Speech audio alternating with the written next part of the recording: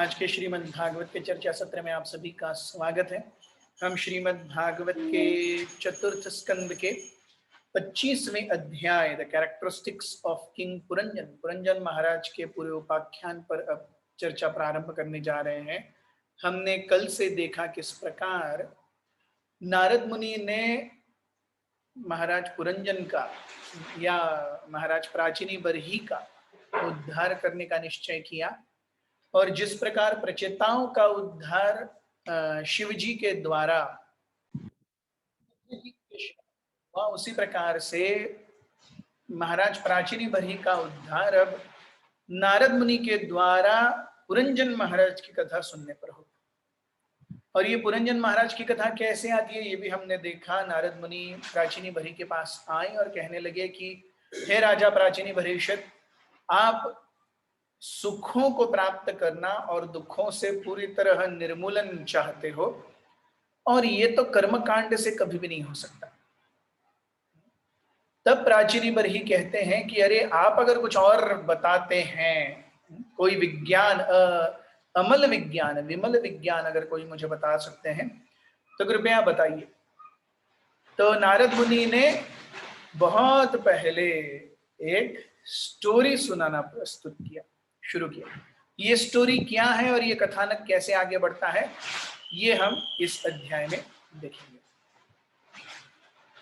ओम ज्ञानतिमिरन्धस्य ज्ञानाञ्जनशलाकया चक्षुरुन्मिलितं येन तस्मै श्रीगुरुवे नमः। श्रीचैतन्यमनोभीष्टं स्थापितं येन भूतले स्वयं रूपः कदा मह्यं ददाति स्वपदान्तिकं। वन्देऽहं श्रीगुरुः श्रीयुतापदकमलं श्रीगुरुन् वैष्णवांश्च श्रीरूपं साग्रजातं सहगण रघुनाथान्वितं तं सजीवं साद्वैतं सावधूतं परिजनसहितं कृष्णचैतन्यदेवं श्रीराधा कृष्णपादान् सहगणललिता श्रीविशाखान्वितांश्च। हे कृष्ण करुणा सिंधु दीनबंधु जगत्पते गोपेश गोपिका कांत राधा कांत नमोस्तुते। तप्त कांचन गौरांगी राधे वृंदावनेश्वरी वृषभानुसुते देवी प्रणमामि हरिप्रिये। वाञ्छाकल्पतरुभ्यश्च कृपा सिन्धुभ्य एव च पतितानां पावनेभ्यो वैष्णवेभ्यो नमो नमः। जय श्री कृष्ण चैतन्य प्रभु नित्यानंद श्री अद्वैत गदाधर श्रीवासादि गौर भक्तवृंद। हरे कृष्ण कृष्ण कृष्ण हरे हरे, हरे राम राम राम हरे हरे। हमने देखा क्रमांक 9 में नारद मुनि कहते हैं अत्र ते कथयिष्येति अमुम इतिहासं पुरातनम पुरंजनस्य चरितम निबोध गदतो मम। In this connection, I wish to narrate an old history connected with the character of a king called Puranjana. Please try to hear me with great attention. Narad मुनि कहते हैं कृपया ध्यान पूर्वक सुनिए, आप भी सब ध्यान पूर्वक सुनिए।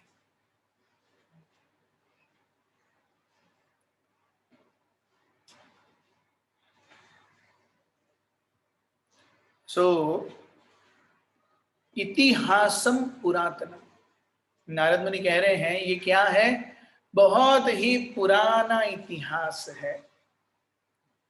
इतिहास, इतिहास, इति प्लस हा प्लस आस, अर्थात Indeed it was like this, ये निश्चित रूप से ऐसे ही हुआ है, इसे कहते हैं इतिहास।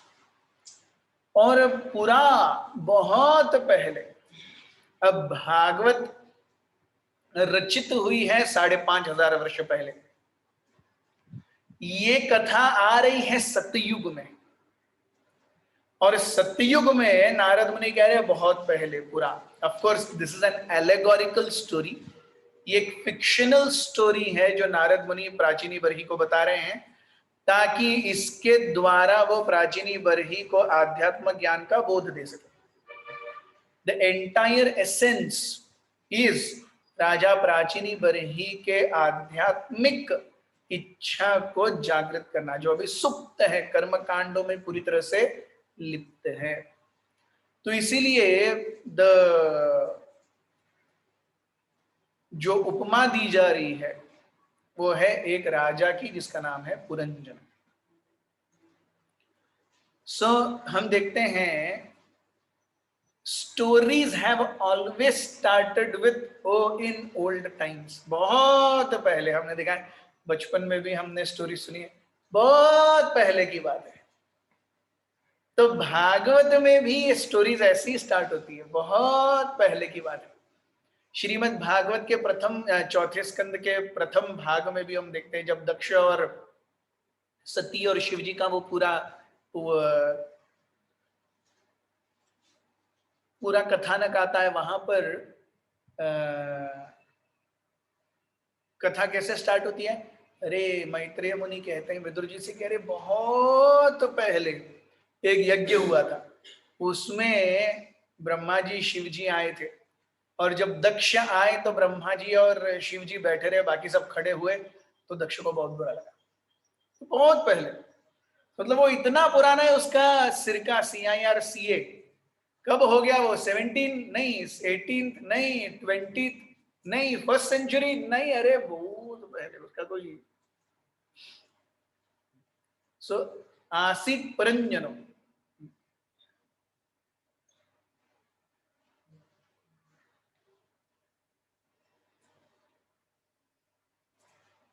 सो इतिहासम पुरातनम, बहुत पुराना इतिहास मैं बताने जा रहा हूं। This is a fictional allegorical story. श्लोक क्रमांक 10। आसीत् पुरंजनो नाम राजा राजन् बृहृच्छ्रवाः, तस्य अविज्ञातमासीत् सखा अविज्ञातचेष्टसः।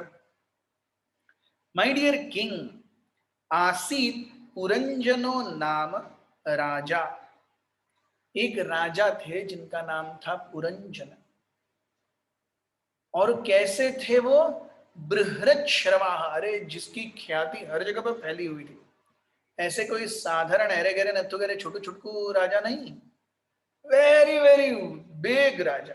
आसीत पुरंजनो नाम राजा बृहृच्छ्रवा, जिसकी ख्याति, जिसका नाम, जिसका ऐश्वर्य यश हर जगह पर फैला हुआ था।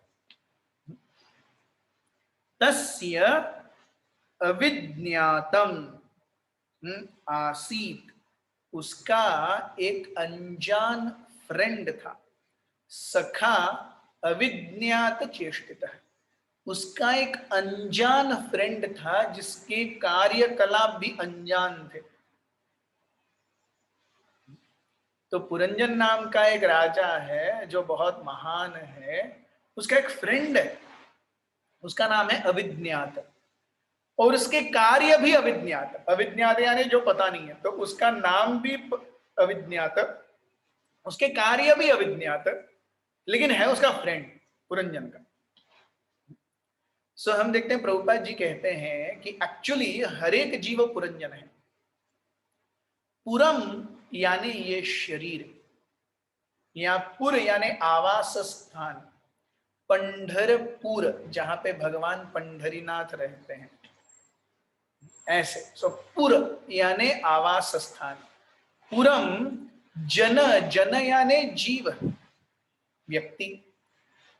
तो व्यक्ति जिस स्थान पे रह रहा है वो है पुरंजन। तो हम सब कहां पे रह रहे हैं? हम सब देहधारी जीव इस शरीर में अभी रह रहे हैं। This body is the place where we are all staying for the time being, अपने अपने स्वकर्म और वासनाओं के कारण। तो हम में से हर कोई पुरंजन है। Everyone is staying in this body.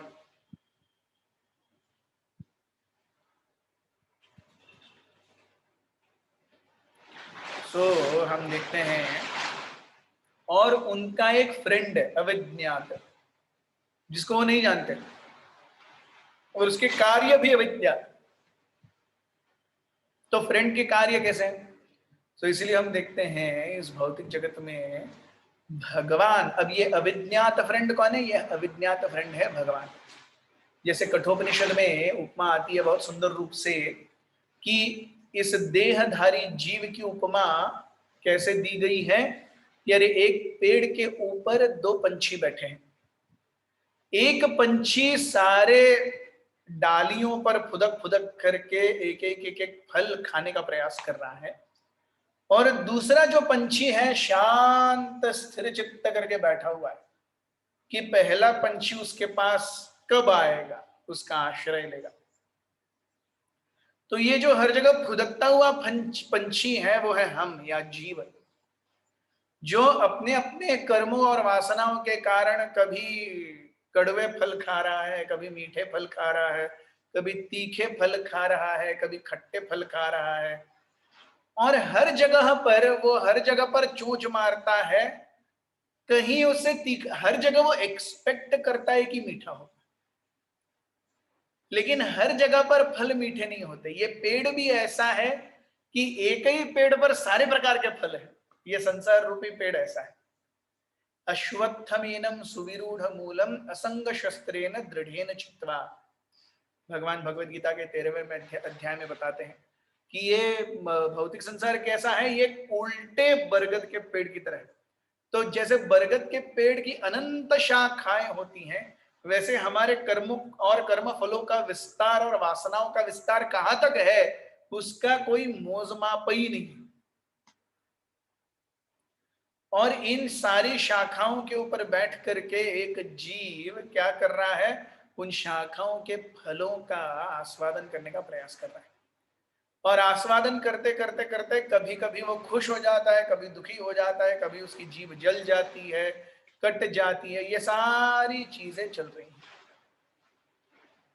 सो ये फुदकने वाला जीव है।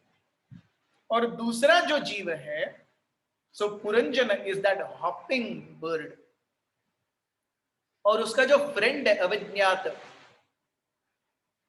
इस परमात्मा, वो एक जगह स्थिर है, स्थिर हो करके हर जगह पर अपनी नजर दौड़ा रहे हैं। और जो दूसरा पंछी है फुदक करके जो आनंद लेने का प्रयास कर रहा है, उसको देख करके उसके उस दूसरे पंछी के मन में दया आती है, अरे ये मेरा आसरा क्यों नहीं ले रहा, केवल मेरे पास आ जाए वो, मैं उसके सारे कष्टों का निवारण कर दूंगा, वो क्यों नहीं आ पा रहा। इस तरीके से so here Puranjana refers to every one of us, the living entity, and आसीत तस्य सखा अविज्ञातम आख्यातम, उसका एक सखा है अविज्ञात, और अविज्ञात चेष्टित, उसके कार्य भी अविज्ञात है। ये अविज्ञात कौन है? ये भगवान है या परमात्मा है। तो पुरंजन इज आत्मा, अविज्ञात इज परमात्मा। और कहाँ है परमात्मा? हर जगह। भोक्ता हम यज्ञ तपसाम सर्वलोक महेश्वरम सुहृदः सर्वभूतानां ज्ञात्वा माम शांति रक्षति। तो जीव इस भौतिक जगत में शांति प्राप्त करने का प्रयास कर रहा है, लेकिन शांति केवल भगवान के चरण कमलों में है। और भगवान ये भगवद गीता के 15वें अध्याय में बताते भी हैं, सर्वस्य चाहं हृदय सन्निविष्टो मत्तः स्मृतिर्ज्ञानमपोहनं च वेदैश्च सर्वैरहमेव वेद्यो वेदांतकृत वेद विदेव चाहम्। तो सभी प्राणियों के हृदय में सर्वस्य च अहम हृदय सन्निविष्ट है, आविष्ट है, अंदर चला गया, सन्निविष्ट है, सम्यक रूपेण आविष्ट, मैं पूरी तरह से अंदर हूं, हर एक जीव के अंदर मैं पूर्ण रूप से हूं। सो हम जब किसी को नमस्कार करते हैं, नमस्ते करते हैं, वो उस व्यक्ति या उसके देह को नहीं करते, उसके हृदय में जो परमात्मा बसा है उसको करते हैं। सो जो नमस्ते है वो शरीर को नहीं है, हम जब दंडवत डालते हैं या कोई हमें दंडवत डाल रहा है, तो कभी ये नहीं सोचना चाहिए कि अरे मैं तो इतना महान बन गया, देखो सब मेरे को दंडवत डाल रहे। वो आपको नहीं है, वो आपके हृदय में जो परमात्मा बैठे हैं उनको है। सर्वस्य च अहम हृदि सन्निविष्टः मत्तः स्मृतिर ज्ञानम अपोहनम। जो मुझसे ही स्मृति आ रही है, ज्ञान आ रहा है, विस्मृति आ रही है। वेदैश्च सर्वैरहमेव वेद्यो, सारे वेदों का पठन करके, सारे वेदों को समझ करके जो मूलभूत जानने की चीज है वो क्या है? भगवान है, कहते हैं वो। सो इसीलिए भगवान भोक्ता है, सारे लोगों के स्वामी हैं, लेकिन इससे भगवान नहीं जाने जाते। Krishna is not known by his power, Vishnu is known by his power. शक्ति और उसके अभिव्यक्ति का जो डिपार्टमेंट है वो भगवान ने विष्णु को दे रखा है। तो ये पुरुष अवतारों के रूप में, कारणोदक्षाई विष्णु, गर्भोदक्षाई विष्णु और क्षीरोदक्षाई विष्णु के रूप में, ये तीन पुरुष पूरी पृथ्वी के या पूरे ब्रह्मांड के संपूर्ण चराचर जगत के परिपूर्ण स्वामी हैं, परिपूर्ण स्वामी। उनकी इच्छा मात्र से सब कुछ चलता है। So lord Vishnu is known for his power and prowess.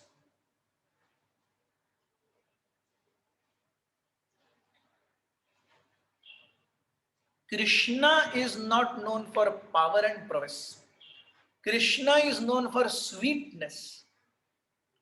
भगवान अपनी शक्ति के लिए नहीं जाने जाते, भगवान अपने माधुर्य के लिए जाने जाते हैं। सो शक्ति चाहिए भगवान से तो विष्णु की उपासना कीजिए। भगवान से प्रेममयी आंतरिक माधुर्य, प्रेममयी संबंध, अपनापन चाहते हैं तो कृष्ण के पास आइए। सुहृदः सर्वभूतानाम, हालांकि मैं सारे यज्ञों का स्वामी हूं, सभी लोकों का उद्धार करता हूं, फिर भी मैं सभी जीवात्माओं का सबसे परम हितैषी व्यक्ति हूं। अब ये हितैषी किसके हैं? अरे हर किसी के। मैं हर किसी का हितैषी हूं। आपके ऊपर है अगर आप मेरी हितकारक वचन को मानना चाहते हैं या नहीं। It depends on you whether you want to follow my instructions or no. But if you wish to follow, I'll keep on guiding you. मैं कभी मेरी तरफ से कमी नहीं होने दूंगा, ये भगवान प्रॉमिस करते हैं।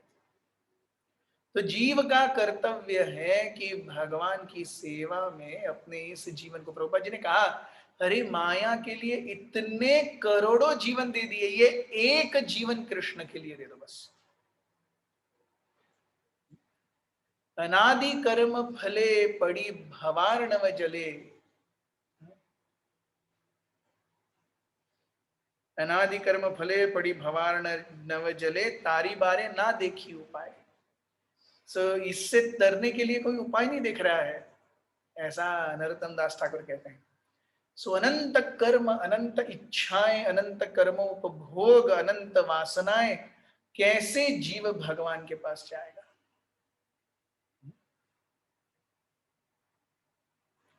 श्लोक क्रमांक 11। सोन्वेषमाणः शरणं बभ्राम पृथिवीं प्रभुः, नानुरूपं यदा विन्दत् अदद्भुत्सविमना इव। King Puranjana began to search for a suitable place to live, and thus he traveled all over the world. Even after a great deal of traveling, he could not find a place just to his liking. Finally, he became morose and disappointed. So anveshamana, anveshan means investigation. Central Bureau of Investigation, CBI, Kendriya Anvekshan Bureau. Investigation, तो investigating, अरे मैं कहां रह सकता हूं, मैं कहां रहना चाहिए, where is a good place to stay. सह अन्वेषमाणः शरणम, तो उसे घर बनाना है। सो घर बनाने के लिए एक अनुकूल जगह चाहिए। बभ्राम पृथ्वी प्रभु, पूरी पृथ्वी पर वो भ्रमण करते रहे, लेकिन न अनुरूपम यदा विंदत, उन्हें अपने चहेती जगह कहीं नहीं मिली। He kept on traveling everywhere, but he did not get a suitable place which was to his complete liking. अद्भुत स विमना इव, इसीलिए पुरंजन महाराज शोकाकुल हो गए। विमना, मनः, मना यानी वेरी हैप्पी एंड जुबिलेंट। विमना, मन नहीं कर रहा। हम देखते हैं जब कभी कभी हम मोरोस दुखी होते हैं, सबसे बढ़िया समोसा भी आ जाए, मन नहीं कर रहा। हमारा जब रिजल्ट एक एग्जाम में अच्छा नहीं आता और फिर हमारी सबसे फेवरेट एक्टर की मूवी भी लगी होगी, दोस्त भी बोलेंगे अरे चल देख के आते हैं फर्स्ट डे फर्स्ट शो, मन नहीं कर रहा। वी मना। पुरंजन महाराज दुखी हो गए। वी मना, मन उड़ गया उनका। हर जगह घूम घूम करके एक अच्छा स्थान देखने का प्रयास किया जहां पर मैं रह सकूं, लेकिन कहीं नहीं मिला। यही, इसी एलेगरी को हम अपने जीवन में भी ढाल सकते हैं। जीव भौतिक जगत में हर जगह पर इंद्रिय भोग करने का प्रयास कर रहा है। प्रयास करते करते उसे लगता है अरे इस इंद्रिय भोग में आनंद आएगा, इस इंद्रिय भोग में आनंद आएगा, इस इंद्रिय भोग में आनंद आएगा। बभ्राम पृथ्वी प्रभु, पूरी पृथ्वी पर भोग करते करते घूमता रहता है, लेकिन न अनुरूपम यदा विंदत, अपने इच्छा के अनुसार अनलिमिटेड भोग उसे कहीं नहीं मिलता। और विमना, अभूत स विमना इव, और वो दुखी हो जाता है। सो राइट फ्रॉम यस्त्विंद्र गोपमथवेंद्र महोस्व कर्म बंधानुरूप फल भाजन मातनोति कर्माणि निर्दहति किंतु च भक्ति भाजाम गोविंदमादि पुरुषम तमहं भजामि। यस्तु इंद्र गोपम अथवा इंद्र महा स्वकर्म बंध अनुरूप फल भाजनम। इंद्र गोप नाम का सबसे छोटा जो कीड़ा है उसे इंद्र गोप कहा गया है। इंद्र के ना गोप नाम का एक छोटा सा कीड़ा है, वो दिखेगा भी। इंद्र गोप से लेकर के इंद्र महा, महेंद्र, स्वर्गाधिपति देवराज इंद्र। सो इंद्र गोप अथवा महेंद्र स्वकर्म फल बंधनम, स्वकर्म फल बंधन, अपने अपने कर्म बंधन के अनुसार फल भाजनम आतनोति। Everybody in this material world, हर एक जीव अपने अपने कर्मों के अनुसार श्रृंखलाओं में भोग प्राप्त कर रहा है, दुख प्राप्त कर रहा है। तो कोई इससे छूटा नहीं है, और जब तक भोग की इच्छा रहेगी कोई उससे छूट भी नहीं पाएगा। तो फिर कैसे आगे हो? अनादि कर्म फले पड़ी भवारण में जले तारी बारे ना देखी उपाय। कैसे होगा? कार्य तो करने ही पड़ेंगे। बिना कार्य किए कैसे हो सकता है? बिना कार्य के तो कोई रह ही नहीं सकता। कार्य करेंगे तो उससे अच्छा या बुरा फल आएगा। अच्छा फल आएगा तो ऊपर जाएंगे, बुरा फल आएगा तो नीचे जाएंगे, तो घूमते रहेंगे। कर्माणि निर्दहति, दहती, दहन कर देना, पूरी तरह से जला देना।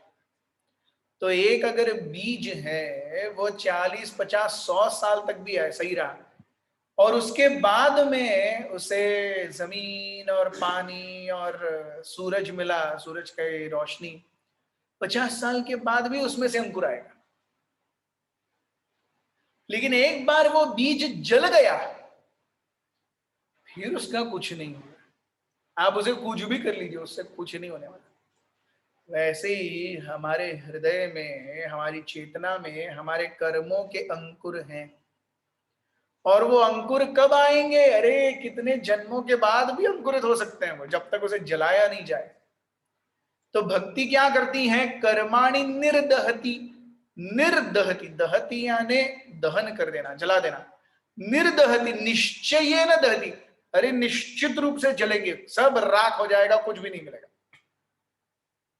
कर्माणि निर्दहति किंतु च भक्ति भाजा, अगर कोई भक्ति भावना से भगवान का स्मरण करता है, कीर्तन करता है, नाम जप करता है, प्रसाद ग्रहण करता है, वैष्णवों का संग लेता है, भगवान को दूसरों तक पहुंचाता है, ऐसी अवस्था में उस जीव के हृदय से भगवान अपने आप कर्मों की इन ग्रंथियों को क्या कर देते हैं? जला देते हैं। किंतु जो भक्ति भाजाम गोविंदमादि पुरुषम तमहम भजा। जिस प्रकार से पुरंजन महाराज हर जगह घूम रहे हैं आनंद की तलाश में, लेकिन आनंद मिल नहीं रहा, ही बिकेम विमना, उसी प्रकार से जीव हर जगह पे भोग का प्रयास करने के लिए आतुर है, लेकिन उसे कहीं भी अच्छा इंद्रिय और मनोसुख हमेशा का नहीं मिलता, और वो क्या हो जाता है? वो विमना, ही बिकम्स डिसअपॉइंटेड, डिसहार्टेंड।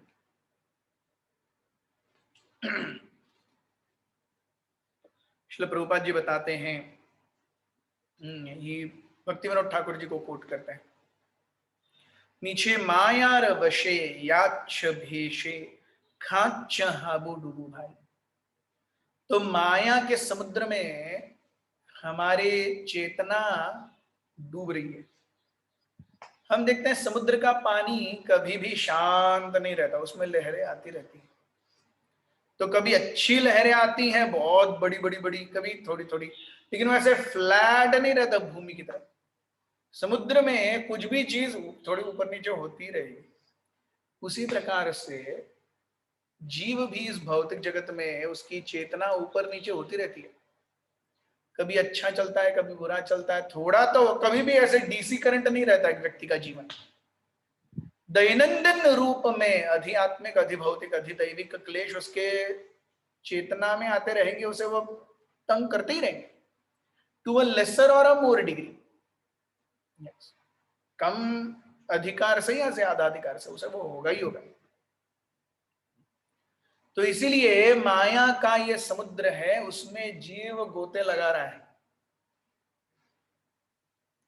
और गोते लगाते समय कभी जब सुनामी जैसी लहरें आती हैं, तूफान आता है, तो बहुत हिल जाता है वो व्यक्ति, क्या चल रहा है मेरे जीवन में, ये क्या हो रहा है। और जब वो शांत हो जाती है, हवा चली जाती है कर्मों की, तो वो फिर से ले थोड़ा तो हिलता ही रहता है, वो शांत कभी नहीं रहता। सो मीछे मायार भशे याच्छ भेसे खाच्छ हाबू डुबू भाई।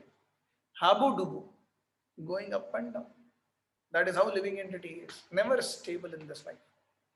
इसीलिए हम देखते हैं भगवद गीता में बहुत सुंदर रूप से प्रभुपाद जी यहाँ बताते हैं, ईश्वरः सर्वभूतानां हृद्देशे अर्जुन तिष्ठति भ्रामयन् सर्वभूतानि यंत्रारूढ़ानि माया। सो भगवान हर किसी के हृदय में है, और भगवान हर किसी के परम सुहृद भी हैं, लेकिन जब तक हम भगवान की तरफ नहीं देखेंगे, भगवान हमारी तरफ देख रहे हैं, लेकिन हमें भी तो भगवान की तरफ देखना है ना। रिलेशनशिप या संबंध दो लोगों से बनता है, एक ही व्यक्ति सब कुछ कर रहा है, दूसरा कुछ नहीं कर रहा है, ऐसा तो कोई संबंध नहीं होता है कि नहीं। तो भगवान हमारे हृदय में आए हैं, भगवान हमारे लिए नाम के रूप में आए हैं, भगवान हमारे लिए विग्रह के रूप में आए हैं, भगवान हमारे लिए प्रसाद के रूप में आए हैं, भगवान हमारे लिए ग्रंथों के रूप में आए हैं, भगवान हमारे लिए गुरु के रूप में आए हैं। अरे और क्या चाहिए भाई, मैं और क्या करूं। इतना ही नहीं, खुद भी आते रहते हैं, अवतार भी लेते रहते हैं, चलो मैं खुद भी आता हूं, चलो कोई कसर नहीं छोड़ी मैंने तुम्हारे लिए, क्या तुम मेरी तरफ देख रहे हो। इसलिए भगवान कहते हैं, नमाम दुष्कृतिनो मूढ़ा प्रपद्यन्ते नराधमा मायया अपहृत ज्ञान आसुरिम भावमाश्रिता। सो मूर्ख व्यक्ति जो अज्ञानी है, वो मेरी तरफ कभी भी नहीं आएगा। निपट मूर्ख है, is a fool and rascal number 1. He will do everything to gratify senses, but he will not do a far thing to please me. Still Krishna is tolerating. भगवान हर किसी के हृदय में फिर भी हैं। सोचिए भगवान बनना आसान है क्या? हमको लगता है अरे हम भगवान रहते तो कितना अच्छा होता है? तो हर जीव के साथ में रहना पड़ता विष्ठा के अंदर, टट्टी के अंदर जो कीड़ा है उसके भी हृदय में भगवान है। क्या आप वहां जाने के लिए तैयार हैं? उसके साथ भगवान बनना है ना आपको, टट्टी के अंदर जाने के लिए तैयार हो तब भगवान बनो। तो भगवान जीव के लिए क्या नहीं करते, फिर भी जीव अपने अहंकार और मद और वासनाओं के कारण, दुर्बुद्धि के कारण भगवान की अवहेलना करता रहता है। कृष्णे बहिर्मुख जीव भोग वांछा करी, निकटस्थे माया तारे झपटियां धरी। भगवान से बहिर्मुख होकर के जीव अनादि कर्म फल में बंधा है। भोग भोग भोग भोग भोग, कहाँ खत्म होगा? कहीं नहीं खत्म होगा। सो भगवान क्या करते हैं? भ्रामयन सर्वभूत, ठीक है आपको मेरे पास नहीं आना है, मैं क्या कर सकता हूं, घूमते रहिए। सो भ्रामयन सर्वभूतानि यंत्रारूढ़ानि माया, यंत्र के रूप में। तो हम देखते हैं, हम जब रेसिंग ट्रैक पे होंगे तो हम एक रेस कार चलाएंगे। वही हम जब अपने घर के आसपास चलाएंगे, अपने घर के आसपास वाली थोड़ी पावर वाली कार चलाएंगे। हम जब खेत में जाएंगे तो कोई कार नहीं चलाएंगे, हम ट्रैक्टर चलाएंगे। तो मैं वही आदमी हूं, लेकिन कहां पर रह रहा हूं, ट्रैक कैसा है, उसके हिसाब से मैं अपना यंत्र चेंज करता हूं। रेस ट्रैक के ऊपर मैं कार पे दौड़ रहा हूं, एकदम फरारी, बूम। घर के आसपास मैं अपने नॉर्मल कार में थोड़ी सी 5th 6th गियर में घूमता हूं। ट्रैक्टर में मुझे, सॉरी खेत में मुझे ट्रैक्टर ही चाहिए। तीनों यंत्र हैं, लेकिन तीनों की गुणवत्ता अलग अलग है। तीनों यंत्र ही हैं और चलाने वाला ड्राइवर भी सेम ही है। उसी प्रकार जीव सेम है, उसको कभी प्राणी का शरीर मिलता है, कभी पक्षी का शरीर मिलता है, कभी जलचर का शरीर मिलता है, कभी देवता का शरीर मिलता है, कभी मनुष्य का शरीर मिलता है। यस, यंत्रारूढ़ानि माया भ्रामयन सर्वभूतानि, घूमते रहो।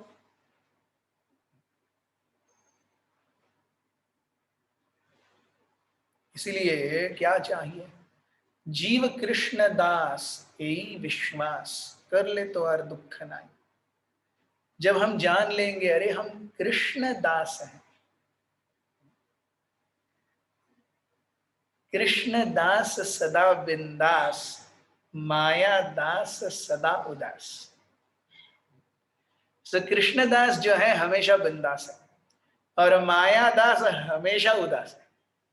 कुछ भी कर लीजिए, ना चॉइस इज अवर्स, हमें कौन किसका दास बनना है। किसी का तो दास बनना ही पड़ेगा, या तो कृष्ण का दास बनना पड़ेगा या माया दास रहना पड़ेगा। इसीलिए हम देखते हैं भगवान की शुद्ध प्रेमा भक्ति को प्राप्त करना ये आसान नहीं है। ब्रह्मांडे भ्रमित कौन भाग्यवान जीव, गुरु कृष्ण प्रसादे पाए भक्ति लता बीज। गुरु के प्रसाद से, वैष्णवों की कृपा से। गुरु कौन है? परमोच्च वैष्णव है। He is the first and foremost amongst all Vaishnavas. तो उनके चरण कमलों का आश्रय हम कैसे छोड़ सकते हैं? और वो छोड़ देंगे तो फिर गति क्या होगी? भवानंद प्रभु श्रील प्रभुपाद जी के मेमोइर्स में कहते हैं कि जब प्रभुपाद जी वृंदावन में थे, भवानंद प्रभु उनके बाजू में बैठे हुए थे, and Prabhupada ji was on his deathbed, आखिरी दिनों में। तो प्रभुपाद जी ने भवानंद प्रभु का हाथ हाथ में लिया, भवानंदा डोंट लीव मी। और भवानंद प्रभु की तुरंत कॉलर टाइट हो गई। बोले अरे वाह, प्रभुपाद जी जगत गुरु, मेरे गुरु, इस्कॉन के संस्थापक आचार्य मुझे कह रहे हैं डोंट लीव मी, मतलब उनको मैं इतना वैल्यूएबल हूं। प्रभुपाद जी ने फिर से कहा भवानंद डोंट लीव मी, मुझे मत छोड़ के जाओ। उनकी तो खुशी का ठिकाना ही नहीं रहा। प्रभुपाद बोल रहे डोंट लीव मी। तीसरा सेंटेंस प्रभुपाद ने बोला if you leave me who will take care of you. आप अगर चले जाओगे आपका ख्याल कौन रखेगा?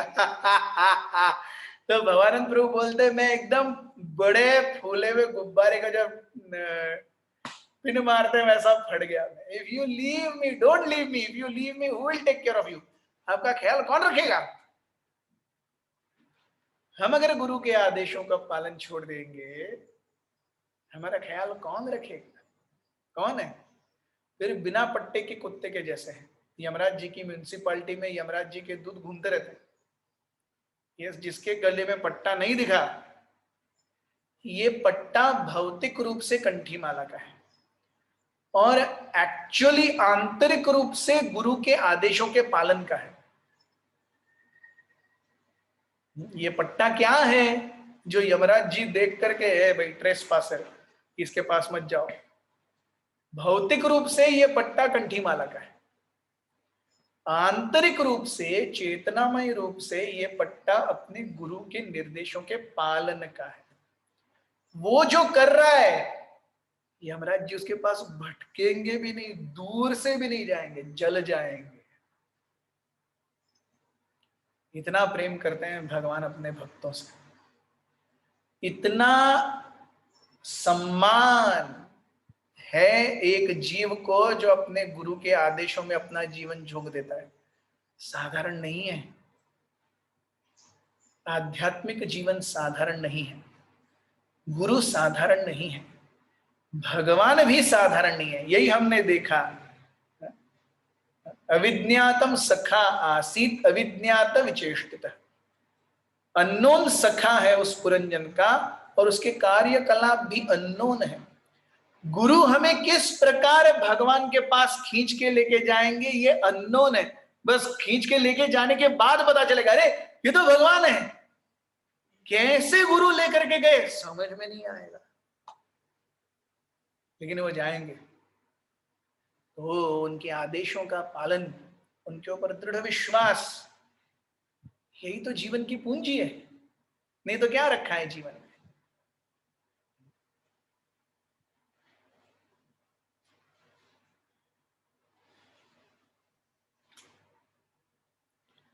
श्लोक क्रमांक 12।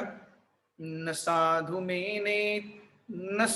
में नेता सर्वा भूतलियावती पुरः कामान कामयमानौ सौ तस्य तस्योपपत्तये। King Puranjana had unlimited desires for sense enjoyment. Consequently, he traveled all over the world to find a place where all his desires could be fulfilled. Unfortunately, he found a feeling of insufficiency everywhere. So, न साधु में नेता, अरे यहाँ पे रहूं क्या, यहाँ पे रहूं क्या। हमने पिछला श्लोक देखा, पुरंजन महाराज हर जगह घूम रहे हैं, शरण या घर बनाने के लिए एक जगह ढूंढ रहे हैं। तो जगह जगह पर देखते हैं, अरे न साधु मन में नेता, ये ठीक नहीं है, ये ठीक नहीं है, ये ठीक नहीं है, नेक्स्ट नेक्स्ट नेक्स्ट। सर्वा भूतले यावती पुर, सारे नगर वगैरह देख लिए भूतल के, न साधु में नेता, पसंद नहीं आए कोई जगह रहने के लिए। कामान कामयमानौ सौ, उन्हें घर क्यों चाहिए था? अत्यधिक भोग की इच्छाएं थी। उन भोग की इच्छाओं को पूरा करने के लिए उन्हें घर चाहिए था। तस्य तस्य उपपत्तये, अरे फिर वो क्या हो गया? दुखी हो गया। So he found a sense of insufficiency.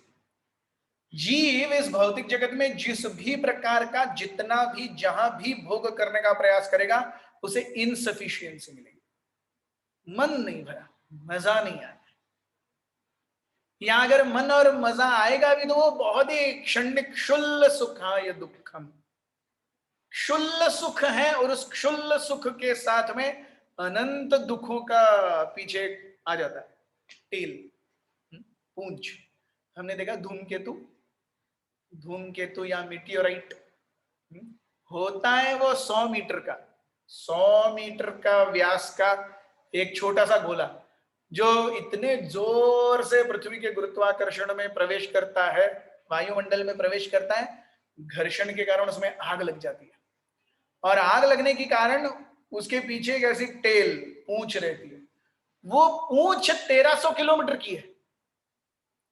100 metre का वो पत्थर है, 1300 किलोमीटर की पूंछ है। सोचिए, वैसे जीवन में 100 मीटर का सुख है, और वो 100 मीटर का सुख प्राप्त करने के बाद 1300 किलोमीटर का दुख आता है। जीवन ही ऐसे ही चलता है। शुल्ल सुखाय दुखम, 100 मीटर के व्यास का सुख है, उसके पीछे लगे रहो फिर 1300 किलोमीटर की लंबी लाइन लेकर के। यस, सो कामान कामयमानोसो तस्य तस्य उपपत्तये। तो काम वासनाओं की पूर्ति के लिए उसे अपना एक घर चाहिए था, लेकिन एक अच्छा घर मिला ही नहीं। तो जीव भी ऐसा ही है, उसे भोगों की तृप्ति के लिए घर चाहिए, और मिला ही नहीं। कहीं पर भी जाइए, कैसा भी देह प्राप्त कीजिए, सबसे उच्चतम इंद्रिय भोग देने वाले देवताओं के देह भी, हम देखते हैं भागवतम में कई बार देवता घूम रहे हैं हर जगह पे, अरे हमें बचाओ, हमें बचाओ, हमें बचाओ, हमें बचाओ। राक्षस गण आके देवताओं के स्वर्ग पर आक्रमण करते रहते हैं। So are they safe? No, no. So Srimad Bhagavat में बहुत सुंदर रूप से बताता है, कामादीनाम कति न कतिधा पालिता दुर्निदेशस तेषां जातः मयि न करुणा न कृपा न त्रिपा न उपशांति। काम आदि नाम, काम क्रोध लोभ मोह मद मत्सर इत्यादि काम आदि नाम कति न कतिधा पालिता, कब से कितने जन्मों से दुर्निदेश पालते आ रहा हूं मैं उनके।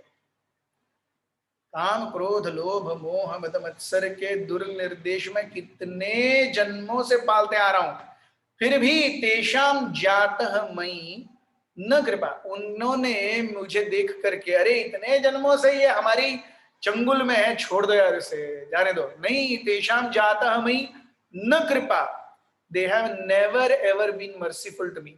न कृपा, they have never been satisfied. न उपशांति, they have never let me live in peace. So कृपा, त्रिप और उपशांति, ये काम क्रोध लोभ मोह मद मत्सर से कभी नहीं एक्सपेक्ट करने चाहिए। और जीव का सबसे बड़ा और जीव की सबसे बड़ी अविद्या और इग्नोरेंस है, अरे मैं बहुत कामी फील कर रहा हूं, चलो let me satisfy my lust. मुझे बहुत क्रोध आ रहा है इस व्यक्ति पर, चलो उसको ब्लास्ट कर दो, जला दो उसको। मुझे ईर्ष्या आ रही है, चलो पॉलिटिक्स करो उसके खिलाफ। लोभ आ रहा है, चलो घपला करो। सो ऐसे वो सोचता है कि ये जो इच्छाएं हैं, इन इच्छाओं की पूर्ति से जो क्षणिक आनंद आ रहा है, लेकिन अरे उन इच्छाओं की क्षणिक पूर्ति से कर्म फल भी तो बढ़ रहे हैं, उसका क्या? तो ये भी तो जीव ने देखना चाहिए। जीव केवल 2 मिनट के आनंद के लिए वो क्या करता है, 20, 200, 2000 साल बाद किस प्रकार का कर्म फल आएगा, इसकी चिंता ही भूल जाता है।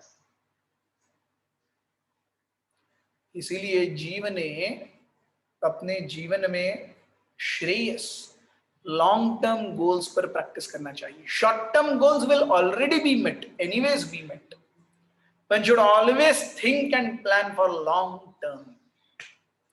Then one will be able to gather strength to not be misled by what is temporary and phenomenal. So जीव आनंदमयी है, आनंदमय अभ्यासात। तो जीव को सुख चाहिए ही चाहिए। तो हम अगर उसे सही सुख नहीं देंगे, आध्यात्मिक सुख नहीं देंगे, वो इंद्रिय सुख प्राप्त करने का प्रयास करेगा ही करेगा। उसको आनंद चाहिए, आप कैसा भी दो, आध्यात्मिक दो नहीं तो भौतिक दो। आध्यात्मिक आप मुझे दो, नहीं तो मैं भौतिक ले लूंगा, क्योंकि मैं इस भौतिक जगत में हूं, मैं तो आध्यात्मिक जगत में नहीं हूं। तो आध्यात्मिक जगत में नहीं हूं तो मैं वहां का आनंद कैसे प्राप्त करूं? आपको मैं अपने आप ले सकता हूं तो भौतिक आनंद ले सकता हूं। तो आप अगर अपनी चेतना को विकसित करके आध्यात्मिक आनंद को प्राप्त करने का प्रयास नहीं करेंगे, तो हमारी चेतना क्या करेगी, हमें भौतिक आस्वादन के ऊपर ही लेके जाएगी। सो श्रीमद् भागवत हमें इतना सुंदर रूप से बताता है 11वें स्कंद में कि 5 जो इंद्रिय हैं और 5 जानवर जो एक एक इंद्रिय अनकंट्रोल्ड होने के कारण मृत्यु को प्राप्त करते हैं। पतंग, मॉथ, ये बारिश के दिनों में ज्यादा आते हैं और आग को देख करके आग के पास आते हैं, पंख जलने लगते हैं, फिर भी वापस जाते हैं, फिर भी आग को देखते हैं, अरे पंख जलेंगे, फिर भी आते हैं।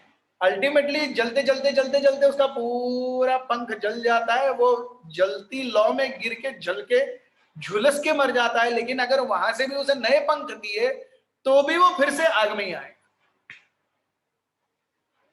तो एक आंख अनियंत्रित है तो जो पतंगा है वो अपनी मृत्यु को प्राप्त करता है। नाक, हिरन को कैसे पकड़ा जाता है? हिरन को पकड़ने के लिए शिकारी दम दम दम दम दम दम दम दम दम दम ड्रम बजाते हुए जाते हैं। कौन बजा रहा है ड्रम? इसके कौतूहल से हिरन खुद ही आता है पास में, शिकारी बस लेके करते हैं, काम खत्म। तो एक अनियंत्रित इंद्रिय और हिरन खत्म। वैसे ही जिह्वा, मछली को कैसे पकड़ा जाता है? बेट लगा करके। तो मछली देखती है, अरे इतने समय तो कुछ हिल नहीं रहा है, इसमें पक्का गड़बड़ है। वो सोचती है, वो ऐसे ही आके खाती नहीं है, पक्का गड़बड़ है। उसके बाद में वो देखती है, अरे इतने समय से नहीं हिल रहा। तो जैसे ही वो अपना मुंह लगाने जाती है, फिर भी वो जो शिकारी है वो कुछ नहीं करता। अल्टीमेटली जब वो पूरा हुक अपने मुंह में लगा लेती है तब शिकारी खींच लेता है। एक अनियंत्रित इंद्रिय। हाथी को कैसे पकड़ते हैं? तो एक सुंदर मादा हथनी। अब वो सुंदर मादा हथनी आदमी कैसे पहचानेगा हमको नहीं पता, लेकिन एक सुंदर मादा हथनी को लगाया जाता है बांध करके, उसके बाजू में बड़ा गड्ढा किया जाता है। तो पुरुष हाथी उस मादा हथनी के साथ में यौन करने के लिए आता है। सो एक अनियंत्रित इंद्रिय। तो पतंगा और मछली, हाथी, हिरन एक एक अनियंत्रित इंद्रिय के कारण मर रहे हैं। हमारे तो 5 अनियंत्रित हैं, सोचिए क्या होगा। न आंख नियंत्रित है, न कान नियंत्रित है, न जिह्वा नियंत्रित है, न त्वचा नियंत्रित है, कुछ भी नियंत्रित नहीं है। क्या जबरदस्त प्रॉब्लम में है हम। और आयरनी देखिए, कोई पूछता है हाउ आर यू, हम कहते हैं आई एम फाइन। काहे का फाइन? 5 इंद्रिया अनियंत्रित है, काहे का फाइन है आदमी? कुछ फाइन नहीं है, ऐसे जगत चल रहा है। तो इसलिए ये पुरंजन की कथा ध्यान से सुनिए, इससे बहुत शिक्षाप्रद, बहुत ही गंभीर शिक्षाएं मिलने वाली हैं। इस कथानक को हम कल भी आगे बढ़ाएंगे, हमारे साथ बने रहिए। बहुत बहुत धन्यवाद। ग्रंथराज श्रीमद् भागवत की जय, श्रील प्रभुपाद की जय, उपस्थित वैष्णव वृंद की जय, निताई गौर प्रेमानंदे। हरि हरि बोल।